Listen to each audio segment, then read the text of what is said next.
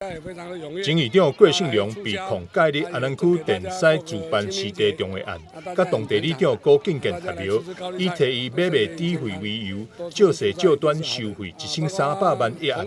台南地方法院一律宣判一审的判决。郭信良共同犯贪污治罪条例之不违背职务收受贿赂罪，处有期徒刑13年，褫夺公权8年。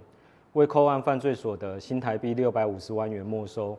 于全部或一部不能没收或不宜执行没收时，追征之。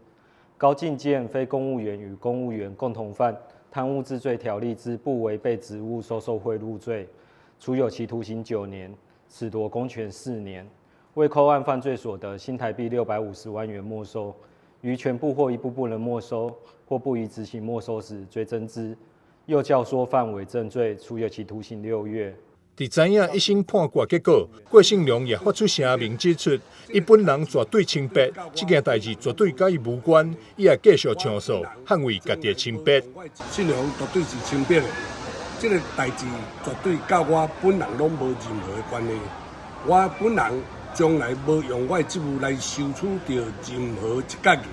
相关的证据呢，我嘛还阁拢提供给法院，而且还阁有证明我无在场的证明。今年法院单凭着一个人的证词来判我有罪，而且这个人呢，也阁有案件调查中间，我感觉非常的遗憾，我绝对来上诉，捍卫着我的清白。台南地院一审以贪污罪判郭信良13档，铁大公权8档，高敬健9档，铁大公权4档。专案也是会当上诉。记者张秀仪采访报道。